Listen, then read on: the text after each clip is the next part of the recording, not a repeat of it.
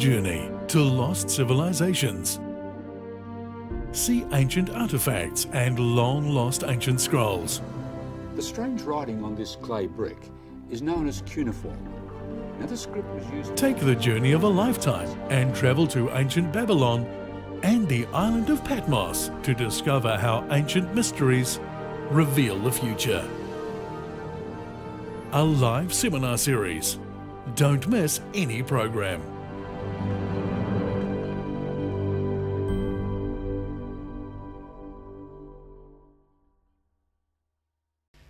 I really like that last idea. Don't miss any program, and I hope you won't miss any of them.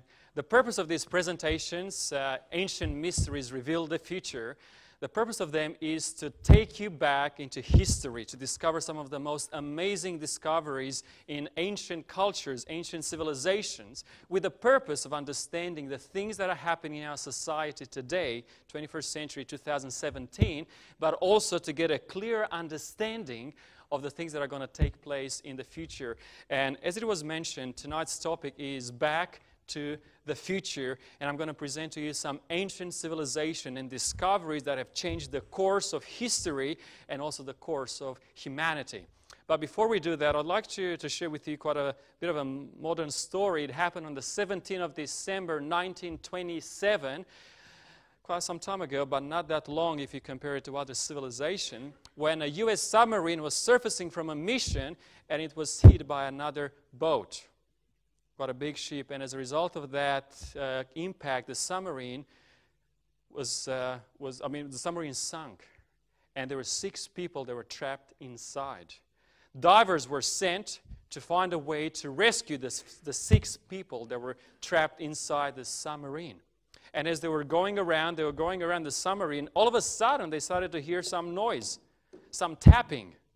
And as their helmeted ear approached the hull of the submarine, they actually heard a message that was coming in the Morse code. And here was the message from the people that were trapped in the submarine. The message was, "Is there any hope?" Quite a good question, especially when you are trapped inside a submarine. But the fascinating thing is that humanity is in a way trapped in this beautiful blue planet in our solar system. And pretty much everyone is addressing the same question. Is there any hope? You know, what's going to happen in the future? Do we know what the future holds? You know, why are we terrified? Well, for one, terrorism. Terrorism is around. We don't know when it's going to strike and where. People are afraid of terrorism. You've got political turmoil. For example, the crisis that is taking place in Ukraine. As I was mentioning, I grew up in Romania, and Ukraine is just north of Romania. My parents that's still in Romania at this stage, they're telling me that the American army with their helicopters and their planes are flying across Romania, bordering with Ukraine just to keep the situation under control. We are far removed from things in Europe, but there's a political turmoil happening, and people are wondering, is there any hope for us? And of course, you've got the problem with the environment, climate change. You've got the droughts, and you've got the storms. You've got melting of the ice caps. And people are wondering what's going to happen with our planet. And of course, you've got the financial problems, not knowing exactly what's going to happen tomorrow. And of course, with all of these things in mind, people are asking, what does the future hold? Majority of you might have a smartphone or a tablet, computer at home, and I'd like you to Google a word when you get home, or even tonight before you leave. Google this word, prophecy. Just type in prophecy and hit enter. See what happens. I found that over 55 million hits, which means people are willing to search and discover what's going to happen in the future. What does the future hold?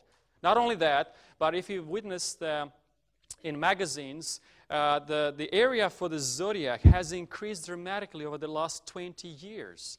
People want to check out the stars and see what's going to happen with my life today, this week, and this month. They want to find the answer to the question, what does the future hold? And predicting the future is not an easy attempt.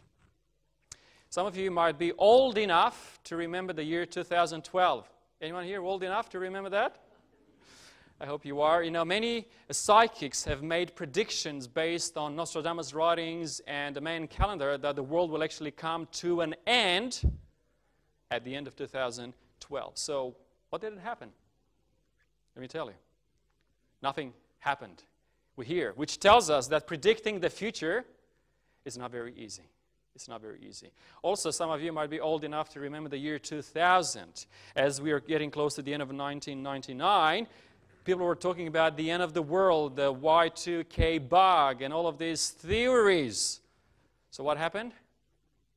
Nothing happened. Absolutely nothing happened, which again confirms the idea that predicting the future can be very hard. But at the same time, people want to know what the future holds. A magazine called These Times have run a survey on the psychics and their ability to predict the future and make accurate predictions regarding events that are going to take place. And this is what they found. I want you to understand this, 6 out of 250 predictions were correct. That's only 3%. Would you be satisfied with that accuracy? Only 6 out of 250 predictions were correct.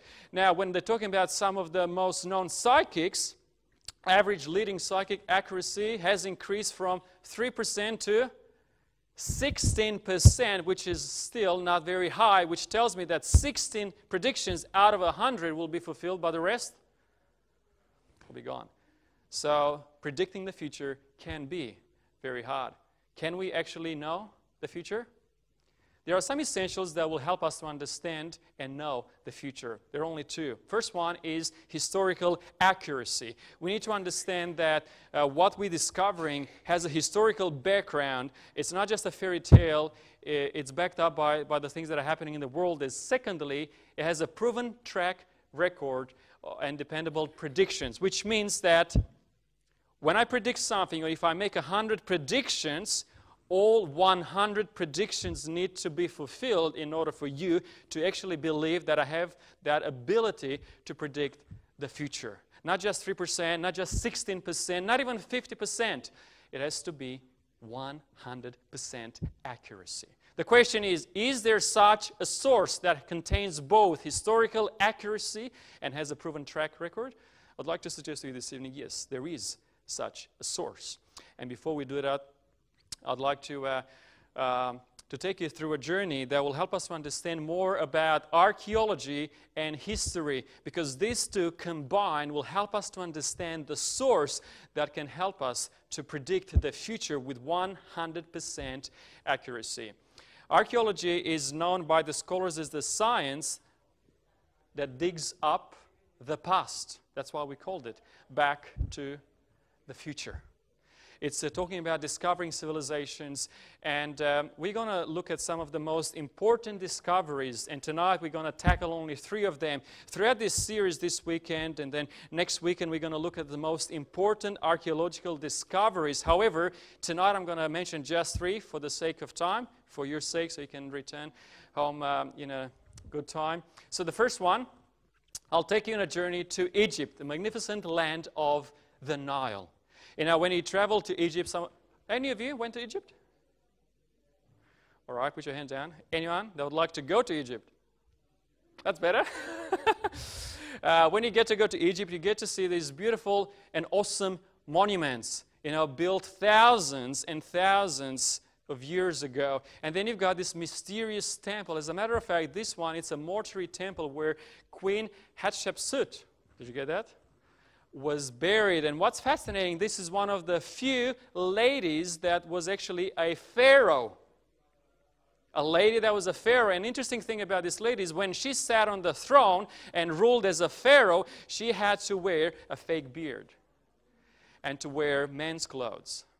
And the history about this lady is just fascinating. But these are some of the stuff you get to see when you go to Egypt. And of course, the mighty Giza pyramids from Cairo, some of the famous thing, and if you can see, these are the people there compared to the height and the size of the pyramids. It's something, breathtaking.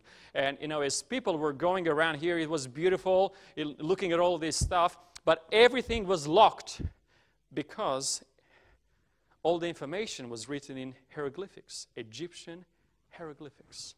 No one could actually understand their culture, their religion, their past history, because everything was locked in that cryptic language. Until 1799, when Napoleon Bonaparte went on an expedition to Egypt, and his soldiers found one of the most amazing discoveries of archaeological history known, the Rosetta stone.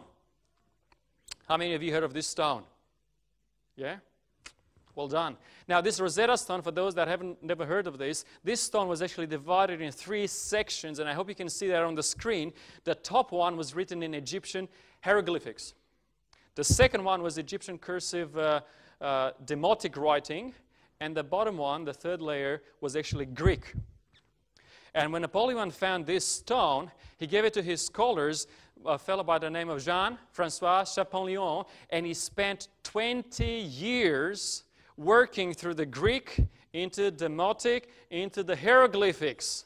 20 years he spent going through that stone in order to decipher the Egyptian hieroglyphics. And as a result of that discovery, today, as a modern man and woman, we can understand the history, the religion, the culture, the life of the Egyptians, people that lived thousands and thousands of years ago.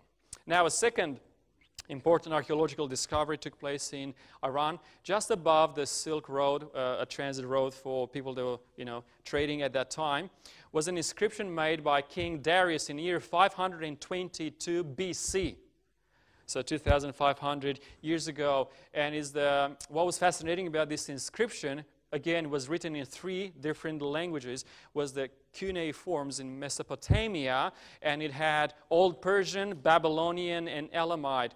And another guy by the name of, Henry Rawlinson, made it possible to decipher the cuneiforms and helped us to understand the Mesopotamian culture, which is believed by scholars to be the cradle of civilization.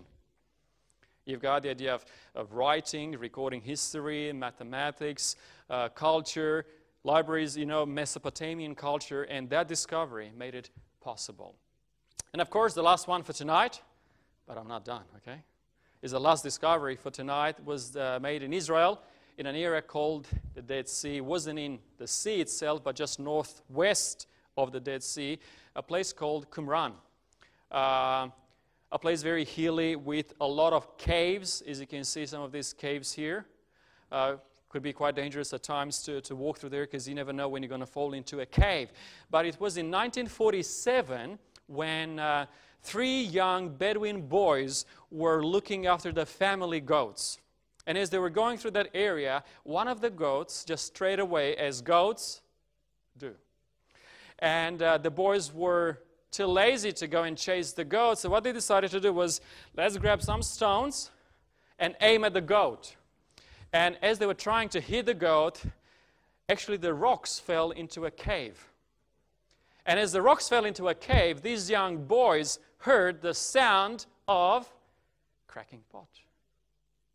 And they said, we have discovered a treasure.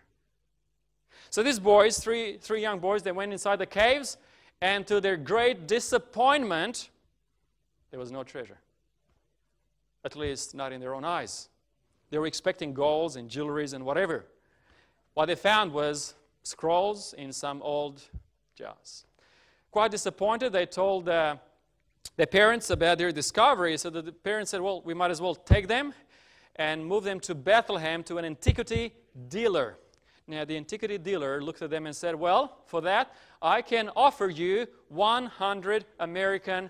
And remember, this was in 1947. Very good, you're awake. 1947, and they got paid $100 American. And I tell you what, these guys were very happy. But this is not the end of the story, because shortly after that, as the antiquity dealer was looking at the manuscripts and was pulling them apart, he discovered the real value of them, and he managed to sell them for $500,000. 500,000 USA dollars not long after that. The question is, why were they so priceless? Why were they so priceless? We know them today as the Dead Sea Scrolls. Today, they're priceless. They are not for sale. No one, can actually buy them. They are priceless. The question is, what makes them priceless? What makes them priceless? Why so valuable? Well, first of all, they're very old. And today, if something is old, it's going to fetch a lot of money. Some of you must be very expensive. They're very old. So the question is, how do they know these scrolls are actually very old? First of all, they looked at the style of the script. If you were to read a book that was written in English in the 1600s, you know, the writing would be very different, and we pick it up that, hey, this is not 21st century. So first of all, the style of script is very old. Secondly, they use radiocarbon dating that confirmed that. And thirdly, when the scrolls were placed in the jars, coins from that time were placed in the jar as well. And at the time, you had the image of the leader, emperor, or whoever was leading, and they could associate the coin, historical time, and you can understand, hey, these scrolls are actually going back to 100 to 200 BC. That's more than 2,000 years ago now. So here we go. You've got some scrolls that are priceless, right? Why? First of all, they're very old. Secondly, they contain ancient predictions with a proven track record. Now, what are these scrolls? We'd like to divide them into 3 sections. 1/3 of them contained religious regulations of a monastic group called the Essenes that were living in Qumran at that stage. The other third contained their beliefs. And the last third was actually every single book of the Old Testament that we have in our Bible today. So you have every book of the ancient Old Testament biblical manuscript except for the book of Esther, which takes you back to 100 to 200 BC. Why are they valuable? Number 3, the biblical manuscripts haven't changed through time. You know, scholars throughout time have said there is a risk that when you have an original and then someone, I'll start here. When you have an original and someone copies the original, and someone copies the copy of the original, and someone copies the copy of the original, and then someone copies the copy of the copy, scholars said there is a high risk that you'll have some mistakes inserted within that text. Not necessarily planning it, but it's going to happen. And what's fascinating that when these scrolls were discovered and then compared to the Bible that we have today here in a church or in a motel, placed there by the Gideons, it's fascinating to know that this Bible hasn't changed in the last 2,000 years. And the archaeological discovery is there to prove it. That this text is not like a Chinese whisper that's changed through time, but rather it stayed true to its meaning.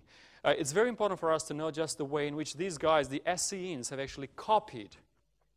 They would write a paragraph, and then this is what they would do. They would count all the letters, and they would have to come up with the same number. And then they would divide and say, what's the letter in the middle of the paragraph? And everything had to be correct. And if you had one mistake, the whole thing was torn apart and start again. Too bad for you. And some of the scrolls are very long. For example, Isaiah's scroll that was discovered there, it's 9 meters long. Just imagine that, 9 meters long. And if you made a mistake right at the end, guess what? Check the whole thing and start again. They are very serious about this because they consider the importance of these scrolls, and this is what we have today. So, the essentials for knowing the future that we discovered at the beginning were this: historical accuracy. We want something that is backed up by history. And secondly, a proven track record. Basically says, you've said some things in the past that were fulfilled of 100%, not just 3%, not 16%, 100%. Therefore, I can take the risk to trust that what you say about the future is going to happen as well, because the past has been fulfilled as well. So the question for us tonight is, does the Bible stack up to these 2 challenges? We are going to look at the historical accuracy by studying the science of archaeology. And I'd like to start with a quote that comes from W.F. Albright, and I'm sure if many of you know this fellow, but just to introduce him to you, He is the author of over 800 works on archaeology. So he's no fool, right? Secondly, he's the director of the American School of Oriental Research. And this is the powerful statement that he made in light of all the discoveries that he had made, not just him, but all the other archaeologists. And it says, in the center of history, so here you have history, and it says right there in the center, you have the Bible. Why? Well, thanks to modern research, we can now recognize its substantial historicity, or historical accuracy. It goes on saying, to sum up, we can now treat the Bible from beginning to end as an authentic document of religious history. He said, this is no joke. We've got all the evidence to believe that in the middle of history stands this book alone, the Bible.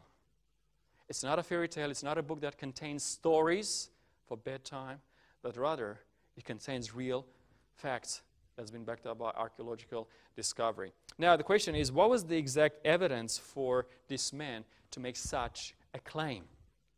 I'd like you to come with me on a different journey to Iraq, where 2,500 years ago, an empire was really ruling that area, was dominant, and that was the ancient Babylonian Empire. And the king of that empire was none other than Nebuchadnezzar II.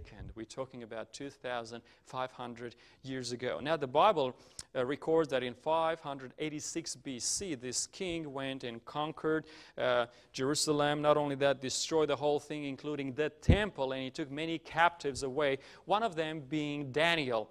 Now, Daniel, as a captive in Babylon, he decided to write a book, and that happened in the year 530 BC. And in his book, he recorded one of the dreams that this king Nebuchadnezzar had 2,500 years ago. And you'll understand why looking at this dream is very important for us living in this society. Because the reason why we're going back to 2,500 years ago is to understand our day in light of prophecy. So here we have, and again, the book of Daniel was one of the books that was discovered in the Dead Sea Scrolls, which tells us they are 100 to 200 BC.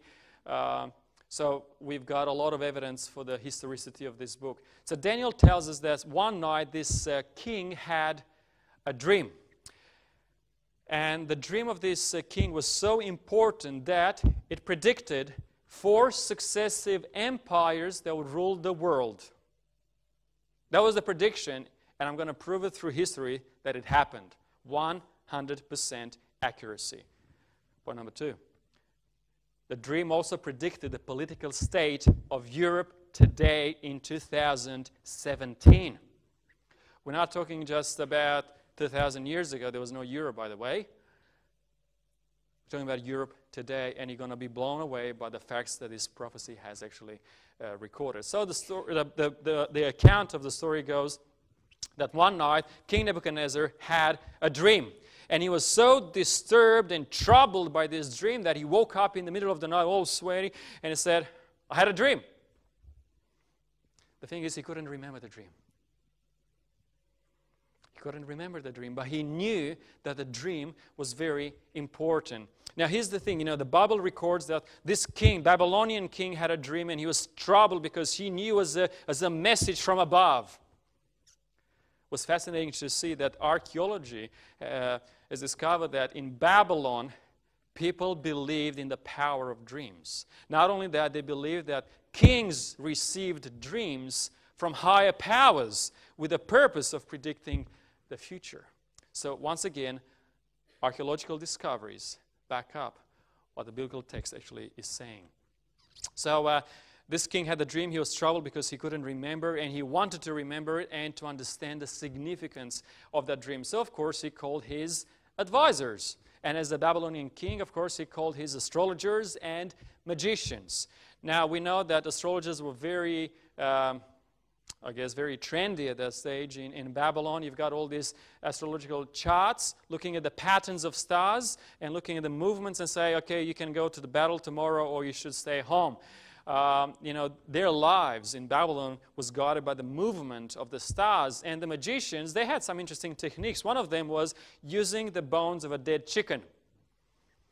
and they would place the bones into one of those wooden cups, and they would just shake them around, then chuck them on the floor. And based on the formation of the bones, they would tell you, "Oh, king, this is what will happen to you in the future," or not. So these were the guys that Nebuchadnezzar had around. And he called them and he said, "I had a dream. I can't remember it. I want you to tell me my dream. And after you tell me my dream, I would like to hear an explanation." Now, these guys said, "Well, we can't tell you what you dreamt. I mean, if I were to ask you to tell me what was my dream last night, I believe you wouldn't have that ability, as I don't have the ability to tell you what was your dream last night." And when the king heard that, he said, "Well, very well then. I'm going to kill you all. Because I pay you, you'll stay in my palace, and you're good for nothing. So if you don't come up with a dream or the interpretation, I'm going to kill you." And they said, "Well, it's impossible for us." He said, "Well, very well, I'm going to kill you."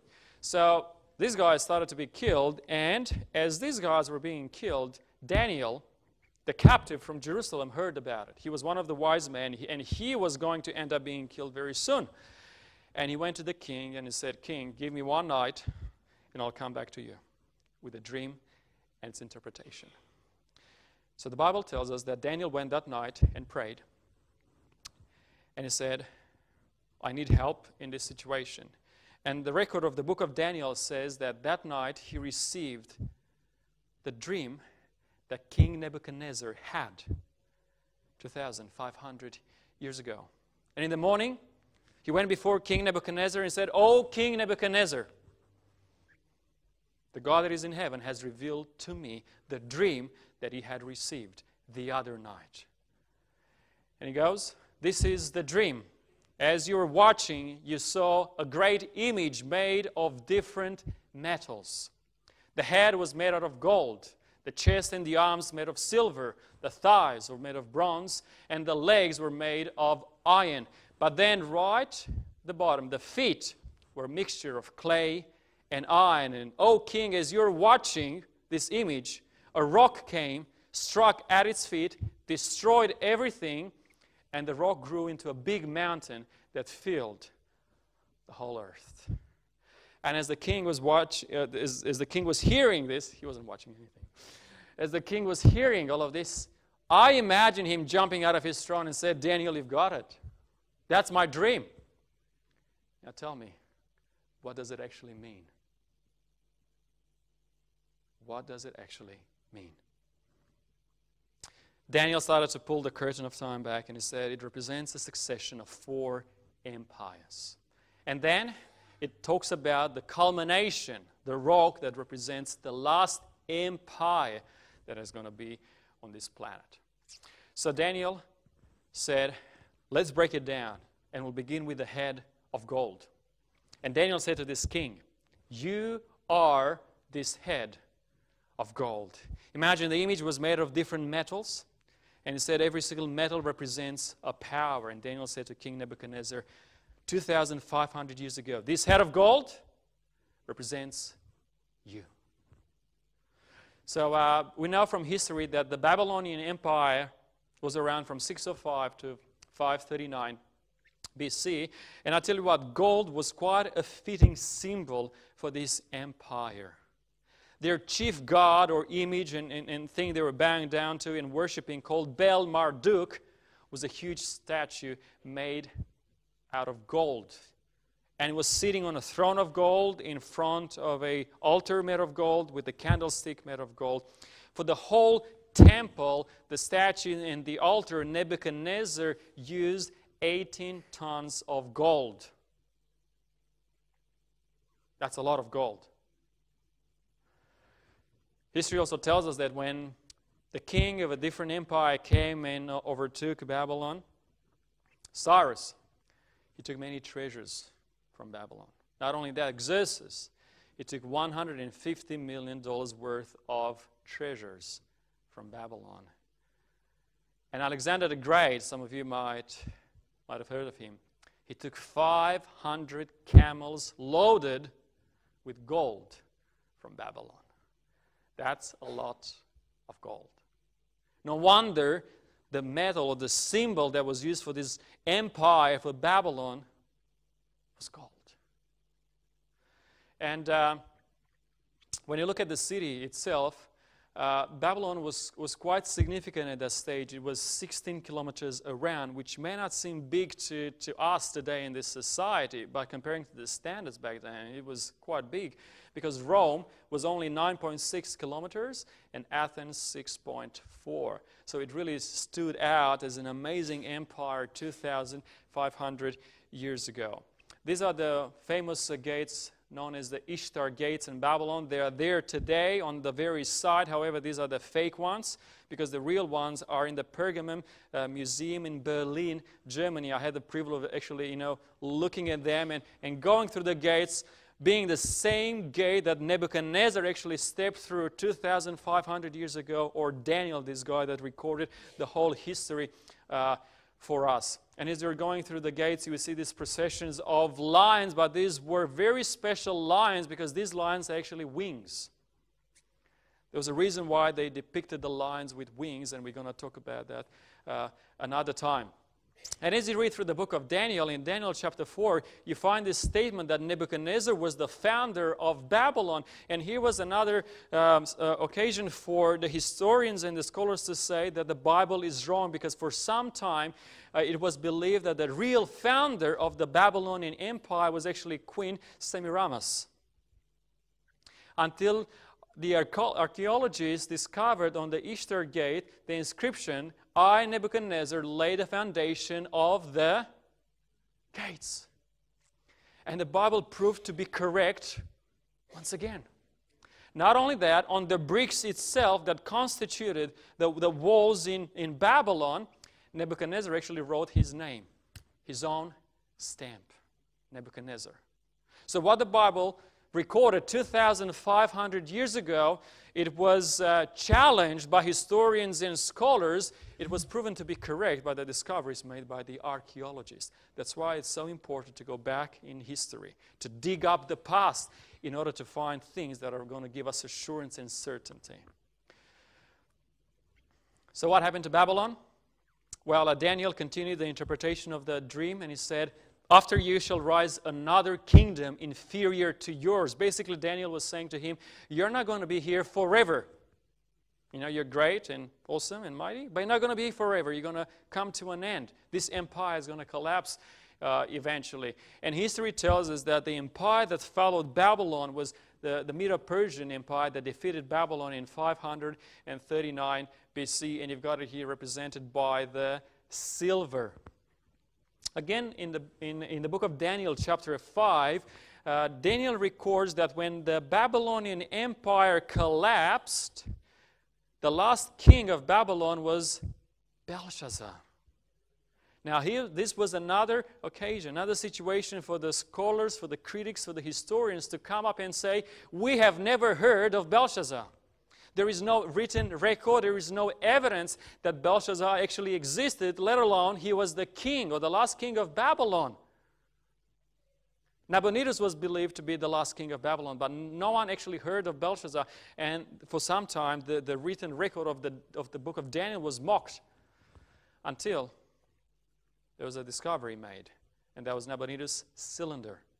In that cylinder, it said, Belshazzar, son of Nabonidus. And all of a sudden, you have the historical evidence that this fellow actually existed. The Bible was true again in naming this person. Not only that, they also discovered another clay tablet by known as Nabonidus' Chronicle. And in that tablet, and this is just fascinating, this is what it says. Nabonidus entrusted the kingship to Belshazzar in the 3rd year of his reign. Information that no scholar, historian, or person knew about it. There was no evidence apart from in the Bible. And when the archaeological evidence was found, it just made it true. That this has got historical accuracy. So what happened was Belshazzar was co-regent with his dad at the same time. Nabonidus was away on some campaigns, and Belshazzar stayed in Babylon itself, and they were reigning at the same time. And historical evidence proves to us that this actually happened. It is true. So that was the fatal night. the night, October 13, 539 BC, when Babylon actually fell into the hands of the Medes and Persians. This is a depiction of what the Babylonian Empire might have looked like. Nebuchadnezzar tried to do it around on both sides of the Euphrates River. You've got one side of the Babylon here, the other side here, and he built these massive walls there. I mean, these guys, they were so thick they could have two chariots racing next to each other at the same time. You could not go through them.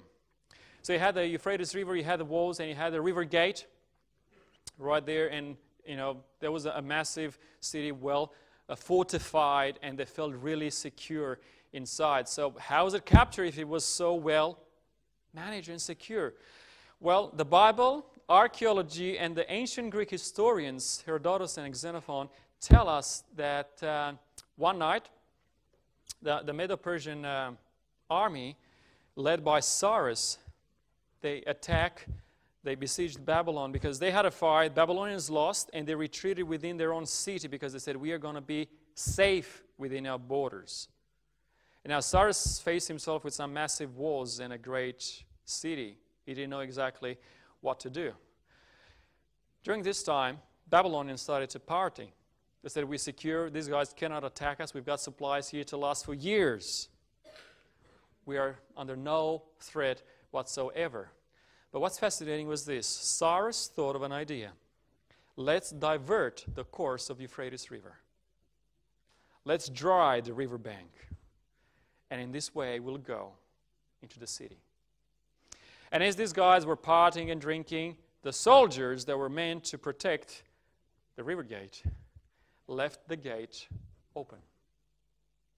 And the army of Cyrus entered into the city with no conflict, really. They just, thank you for leaving it open for us. And that night, October 13, was the last night, and they perished. But here's the fascinating thing. 100 years before Cyrus did this thing, 150 years before Cyrus did this thing, Bible predicted that Cyrus would actually take Babylon and also restore Jerusalem's temple. And the Bible predicted this fellow, this guy, this king, by name, 150 years before he did it. And here's the verse from book of Isaiah. We have the copies that were discovered in the Dead Sea. Next to the Dead Sea Scrolls, 100 to 200 BC. So it says this, thus says the Lord to his anointed, to Cyrus, whose right hand I have held, to subdue nations before him and to loose the armor of kings. Look what it says next. To open before him the double doors. Because when he made it to the river gates, the gates were open. A prophecy made 150 years before it happened. So that the gates will not be shut. God was in control, organizing things for him to take over. Because the prophecy had to be fulfilled. Not only that, the Jewish historian Josephus Flavius records that Cyrus actually fulfilled that prophecy from the book of Isaiah, written year 700, which was 150 years before Cyrus actually was about to do it. Also, the prophecy predicted that Cyrus would be the one that would allow the Israelites to go back to their homeland. Remember, they were captives in Babylon. And the prophecy predicted that Cyrus will allow them to go back. Not only that, he will help them to rebuild the temple. Who says of Cyrus, he is my shepherd, and he shall perform all my pleasure, saying to Jerusalem, you shall be built, and to the temple your foundation shall be laid. 150 years before he even came to scene. The prophecy was there, and it happened. It's fascinating because this whole story that I'm sharing with you now is recorded in his own cylinder, Cyrus' cylinder, of how he captured Babylon and how he allowed nations, including the Jews, to go back and rebuild the temple and worship freely. You know what's fascinating? A replica of this cylinder is found in the United Nations office because they consider Cyrus to be the father of of freedom of religion in a way. The one that allowed everyone to worship how they wanted. And the father of those that allowed people to go back to their lands instead of keeping them captives and using them or abusing them. So you find that a replica even in the Office of United Nations. So here you have the Bible account. Not only is backed up by archaeology, but also it contains prophetic reliability, because everything it said, it happened with 100% accuracy.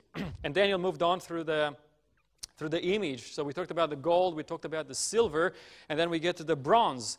And Daniel said, then a third kingdom of bronze, which shall rule over the earth. So Daniel is saying these kingdoms are not going to be here forever. They're going to come and go, come and go. And the third one is represented by bronze. And history tells us it was the Greek kingdom. Greece defeated the Medo-Persian, and this is the period in which they ruled. Alexander the Great defeated the Medo-Persians in the Battle of Arbela. And what's fascinating, in the image, the third kingdom is represented by what metal?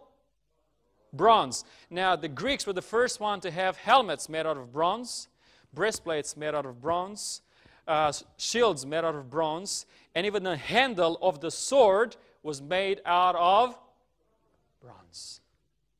It's just fascinating to see how this prophecy is so specific, hundreds of years before these guys came to. And actually, Daniel names these guys. He says, the Medes and the Persians are going to come. He gives Nebuchadnezzar the name. It's going to happen. And a bit of a trivia thing.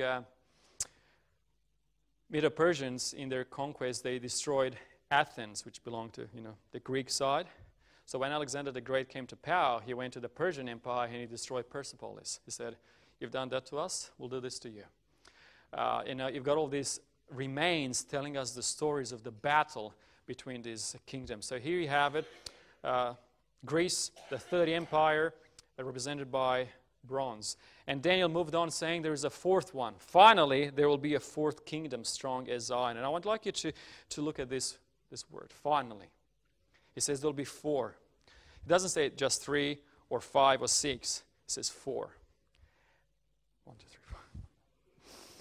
I do know how to count. So there you have it. He's very specific. Sometimes you can say, oh, it can be just a flu. I try. I say, look, you can't just, try. You have to be specific. It says 4. No less, no more. Just 4. Hundreds of years, and this is exactly what happened. So the fourth one, and it says in 168 BC, Rome defeated that third kingdom, Greece, and Rome became the fourth power. The Iron Empire with a formidable fighting machine. These guys were unstoppable, and represented by the legs, by the iron legs. And they ruled until 476 AD. Now we're sort of getting closer, gradually closer to our day, because that's the whole point of us being here, right? And lastly, Daniel says this, whereas you saw the feet and toes partly of potter's clay and partly of iron. So he says, look at your feet and say it's actually a mixture. It's not just one metal, like you have gold and silver, bronze, iron. The last one, the feet are just a mixture of clay and iron. It's not really sticking together well. The kingdom shall be divided. So the kingdom shall be partly strong and partly fragile. Actually, what Dan was talking about was that when the Roman Empire collapsed in 476 AD as a result of the Germanic or barbaric tribes coming from north into south, the empire was divided. There was no fifth empire taking over, but rather there was just a division. And as a result of that, you have the countries of Western Europe formed as a result of that division of the Roman Empire. And you've got here the Anglo-Saxon, you've got that in Britain, the Suevi, we've got the Portuguese, Visigoths, Spain, you've got Heruli as the Italians. And these nations, these countries came as a result of the Roman Empire splitting or dividing in 476 AD, just exactly as Daniel said. The statue had 10 toes, and Roman Empire was divided into 10 countries. That's how specific the prophecy goes. 100% accuracy. And today we still have Western Europe that is still divided. Now here's the point that you hear tonight. Right at the end, the feet, division. It talks about our time, Western Europe, 476 till the end, which includes 2017, the month of June. That's where we are. Which tells me, if all of these four and part of this already were fulfilled, that means this last bit will be fulfilled as well. And Daniel goes on saying, as you saw iron mixed with ceramic clay, they will mingle with the seed of men, but they will not adhere one to another, just as iron does not mix with clay. Daniel is saying these nations in Europe, even though they are divided, they will always try to be united. But the prophecy says they will never be united. There are many attempts, different leaders throughout history have tried to unite these countries of Europe. In 900s, you had Charlemagne having an attempt, but he failed. And then in the 1600s, you had Louis XIV, but he failed. You had Napoleon in the 1800s, but he failed as well. But look what Napoleon said. There will be one Europe. There will be one currency. There will be one language. There will be one government over all of Europe. That was his plan. That was his mission. That was what, woke him up in the morning and said, that's what I'm going to achieve. I'm going to create a unity. And then, of course, some of you might know that he was defeated in what we know, the Battle of Waterloo. And it is known that he recorded in his diary this famous statement, God Almighty is too much for me. Because the prophecy said, these countries will never be united. They'll remain divided. And Napoleon knew that he's fighting against a prophecy, a divine prediction. He wasn't the only one. During the First World War, he had Kaiser Willhelm, German, during the First World War. And he wanted to bring that unity within Europe. And at that stage, this Metz Cathedral that today is found in France, at that stage in First World War, it was part of Germany. And these people from the cathedral said to Kaiser, said, we want to refurbish, we want to renovate, change the roof. Give us some funds. And Kaiser said, I will, with one condition. You've got a statue in that cathedral. It's a statue of the prophet Daniel. I want you to take its head off and put my head in place. Because Kaiser Wilhelm knew that he was fighting against a divine prediction. And that prophecy was in his way. After him, Adolf Hitler. He wanted to create a united Europe. He's known for saying there will be one people, one empire, and one leader, him being the leader. Was he successful? History tells us no. Over the last 1600 years, different rulers in that part of Europe have tried to bring these countries together, and history tells us they all have something in common. They all have failed. A prediction, they will not adhere to one another. It has remained true to this day. The Bible is also specific when it says they will try to unite Europe through marriage relationships. And you've got the verse that says they will mix with one another in marriage, but they will not hold together just as iron does not mix with clay. They will try, but it's not going to be successful. They'll always persevere. And you've got this great castle from Denmark, Frederiksborg Castle. And you've got this famous painting that represents different families from different countries coming together, being married in order to create that unity. They try, but they fail because the prediction was they shall not cleave to one another.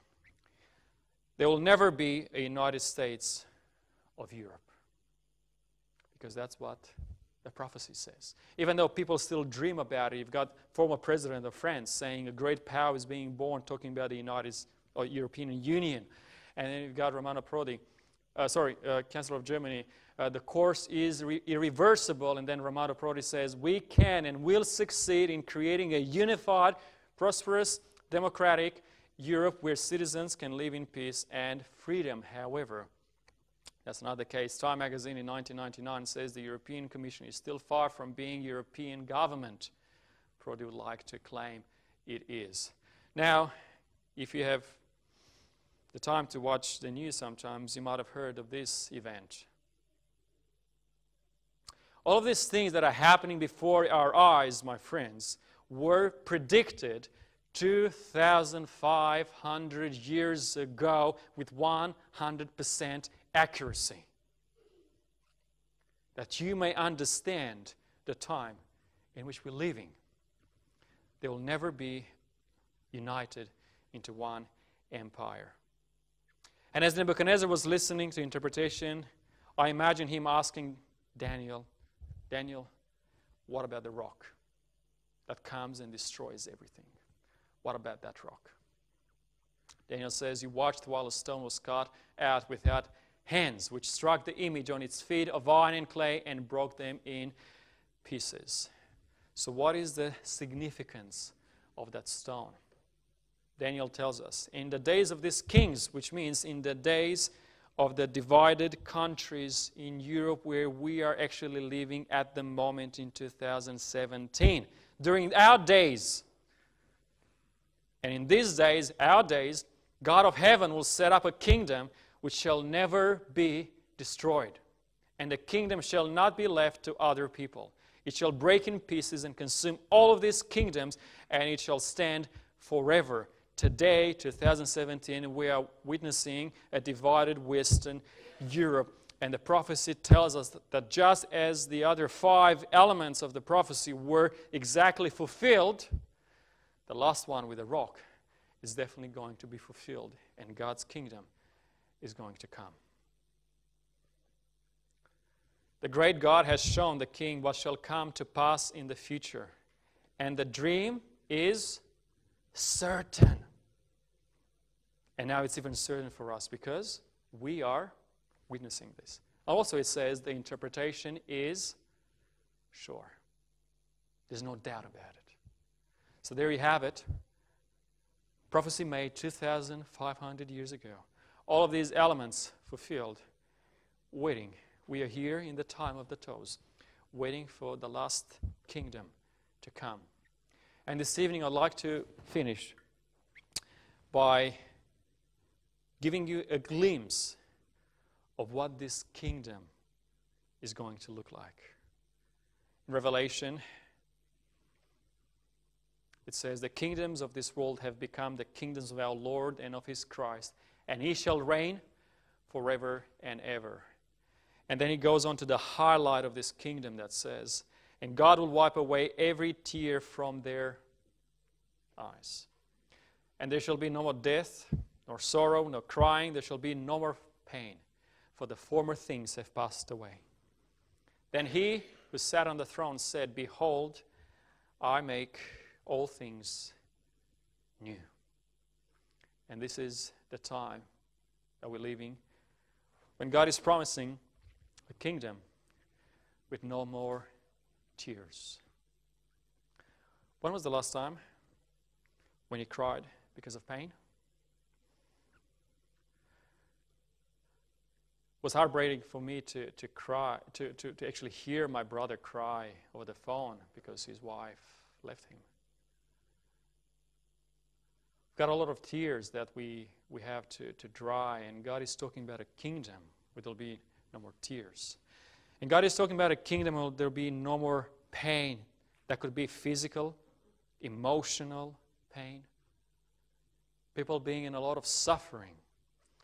And God is saying, there's going to be a kingdom where none of this pain is going to be around. And there'll be no sorrow. And there'll be no death. I believe we have witnessed too many funerals. We have stayed before too many open graves. We have said goodbye to too many people that we have loved. And God is saying that during these days of the divided kingdoms, the rock, God's kingdom, will come. And his kingdom is totally different from all the other kingdoms. Daniel says the dream is certain and an interpretation is sure. I'd like to ask you something. Tonight when you go home, when you take your shoes off and your socks off, can you please look at your toes? Just look at your toes and play with them. And say to yourself, that's where we are. That's where we find ourselves in this timeline, right at the end. And it is during this time that God will come and set up his kingdom. Remember the story? When these guys, 6 people were trapped in the submarine, tapping the Morse code message, is there any hope?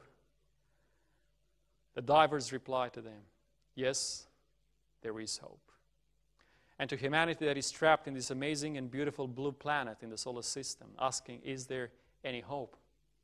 The answer of tonight's prophecy and prediction is, yes, there is hope.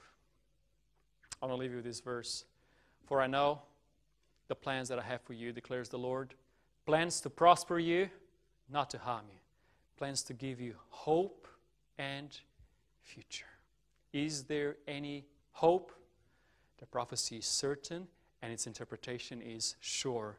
There is hope. The Bible contains 800 prophetic verses. The good news is 90% of all of them were already fulfilled. 10% are yet to be fulfilled. And these are the 10% we are going to be looking at tomorrow night and then Monday night. We're going to go through the book of Daniel and book of Revelation. We're going to look at archaeology and university history. We're going to check out the ancient civilization in order to understand the meaning of current global events, to know what the future holds, discover how to face the future with absolute hope and confidence, to find increased meaning and purpose in life. That will be the purpose of our meetings. Tomorrow night and then Sunday night. You know what? I would like to thank you for being such an amazing audience. And I hope, if I were you, I wouldn't miss tomorrow's presentation. It's entitled Pompei and Masada Global Warnings, talking about predictions that are being fulfilled today before our eyes. And they give us a better understanding of how close we find ourselves to the end of time. Thank you, everyone, for being so great, and I hope you'll have a wonderful night. Come on a journey to lost civilizations. See ancient artifacts and long-lost ancient scrolls. The strange writing on this clay brick is known as cuneiform. Now, the script was used... Take the journey of a lifetime and travel to ancient Babylon and the island of Patmos to discover how ancient mysteries reveal the future. A live seminar series. Don't miss any program.